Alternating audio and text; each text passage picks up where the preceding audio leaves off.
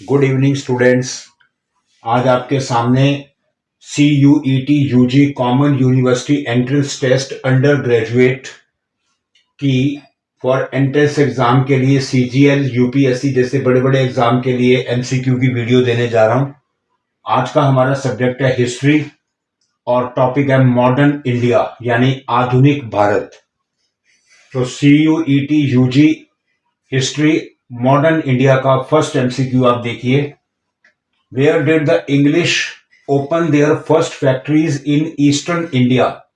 कि अंग्रेजों ने अपनी पहली फैक्ट्री ईस्टर्न इंडिया में कहां पर खोली थी, किस स्टेट में? Option A Bihar, B Orissa, C Bengal या डी असम। तो इंग्लिश ने अपनी पहली फैक्ट्री ऑप्शन बी उड़ीसा में खोली थी। Question second, the first printing press in India was set up by. पहली प्रिंटिंग प्रेस नीचे लिखो में से किसने सेटअप की थी इंडिया में? Option A the French, B the Dutch, C the Portuguese, D English. तो फर्स्ट प्रिंटिंग प्रेस इंडिया में जो सेटअप की थी वो ऑप्शन सी द पोर्टुगीज ने सेट की थी। Question 3, which European power was not organised on commercial line.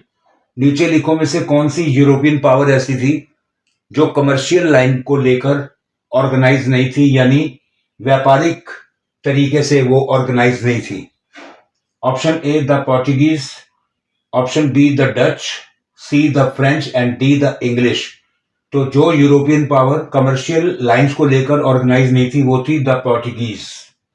Question 4, Bengal was well known for the export of. बताओ नीचे लिखो में से बंगाल एक्सपोर्ट के लिए नीचे लिखो में से किस चीज के लिए जाना जाता था? Option A indigo, B raw silk, C cotton या डी प्रीशियस स्टोन। तो बंगाल रॉ सिल्क के लिए जाना जाता था, कच्चा silk. Question 5, what was the name of man. उस आदमी का नाम बताओ whom Dupleix supported for the masnad of Arcot. जिसने उस आदमी का नाम बताओ जिसको डुप्लेक्स ने सपोर्ट किया था मसनद देने में, आरकोट का मसनद देने में। मसनद होता है बड़ा तकिया, बैठने की गद्दी।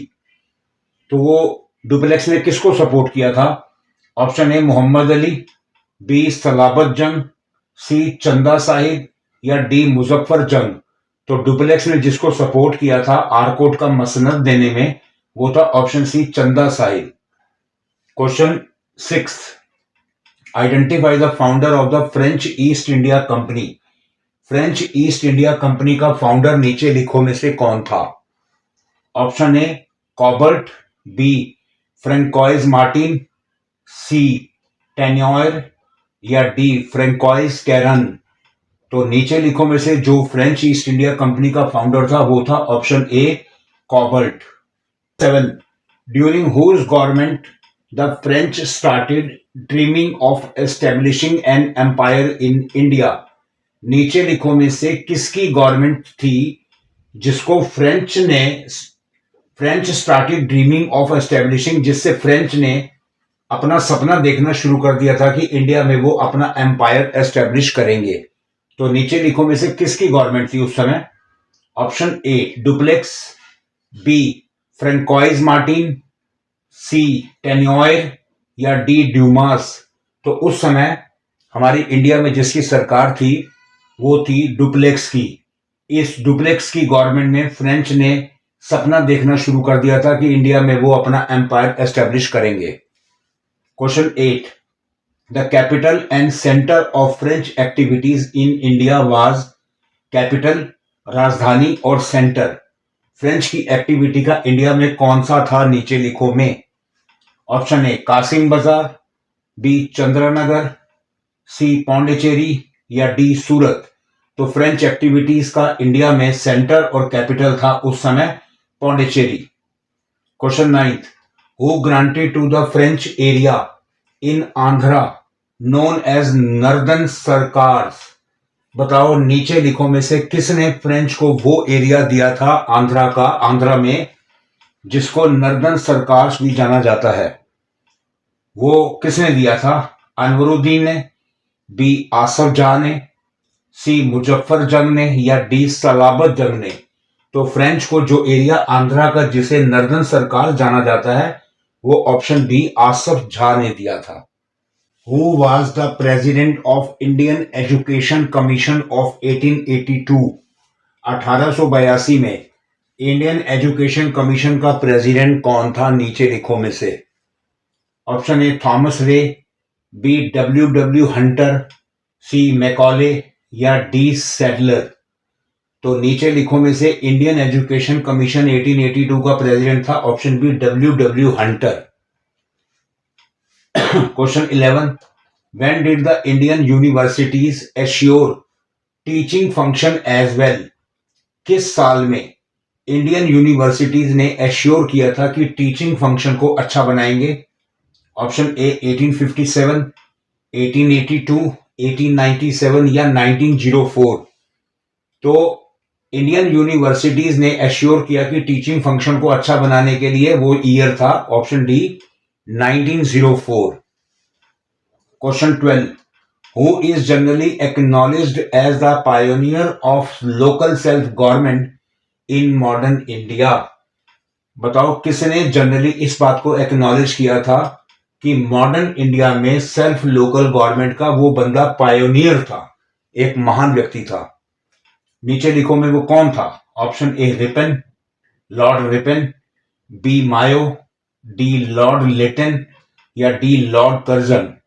तो नीचे लिखो में लोकल सेल्फ गवर्नमेंट का मॉडर्न इंडिया का पायोनियर व्यक्ति था ऑप्शन ए लॉर्ड रिपन, ये करेक्ट आंसर है। 13, by which act did education officially came under Indian control for the first time? बताओ नीचे लिखो में से कौन से एक्ट के अंडर एजुकेशन ऑफिशियली पहली बार इंडियन कंट्रोल में आ गई थी? Option A Indian council act of 1892, B Indian council act of 1909, C government of India act of 1919 या D government of India act 1935। तो ऑफिशियली एजुकेशन पहली बार इंडियन कंट्रोल में जिस एक्ट के द्वारा भारत के कंट्रोल में आई थी वो थी option C government of India act of 1919। Question 14, which act was responsible for the ultimate death of the presidency system? नीचे लिखो में से कौन सा एक्ट रिस्पॉन्सिबल था जिससे प्रेसिडेंसी सिस्टम की अल्टीमेट डेथ हो गई थी, यानी प्रेसिडेंसी सिस्टम खत्म कर दिया गया था? Option A regulating act of 1773, B Pitt's India act 1784, charter act of 1813 या चार्टर एक्ट ऑफ 1833। ये सारे एक्ट ब्रिटिश गवर्नमेंट ने पास किए थे, प्रेसिडेंसी सिस्टम को खत्म कर दिया था। वो एक्ट था option D charter act of 1833। 15, when did the practice of holding ICS examination simultaneously in England as well as in India begin?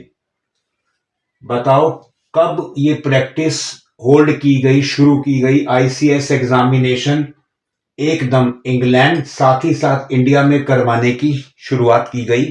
ये किस ईयर में हुआ था? ऑप्शन ए 1912, बी 1922, सी 1932 या डी 1935। साइमल्टेनियसली इंग्लैंड और इंडिया दोनों में ICS एग्जामिनेशन होल्ड करने की प्रैक्टिस ऑप्शन बी 1922 में ब्रिटिश गवर्नमेंट ने शुरू की थी। क्वेश्चन 16, वॉरेन हेस्टिंग्स, ये गवर्नर जनरल था भारत का। Warren Hastings experiment of auctioning the right to collect revenue to higher bidder is almost similar to.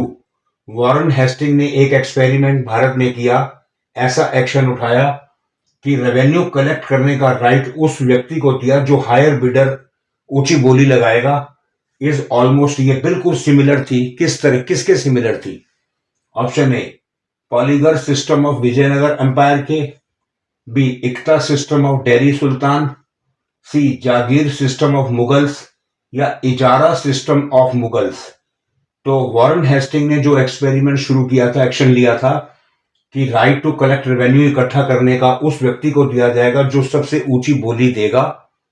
वो था किसके साइमल्टेनियसली किसके सिमिलर था? इजारा सिस्टम ऑफ मुगल के इजारा सिस्टम के की तरह था। जो हायर बिडर होगा, ऊंची बोली देगा, उसको राइट टू रेवेन्यू कलेक्ट करने का राइट दिया जाएगा। तो स्टूडेंट्स, आज आपके सामने CUET UG common university entrance test undergraduate, आज का हमारा सब्जेक्ट था हिस्ट्री और टॉपिक था मॉडर्न इंडिया, आधुनिक भारत। एंट्रेंस एग्जाम के लिए ये एमसीक्यूज हैं जो आपके CGL UPSC जैसे बड़े बड़े एग्जाम में काम आएंगे। आप इन्हें अच्छे से रिवाइज कीजिए। अभी हम इसके बाद आपको और भी वीडियो देंगे। आप हमारे वीडियो और शॉर्ट्स देखते रहिए। आपको अच्छी लगे तो उन्हें लाइक कीजिए, शेयर कीजिए और सब्सक्राइब कीजिए। Thank you, all the best.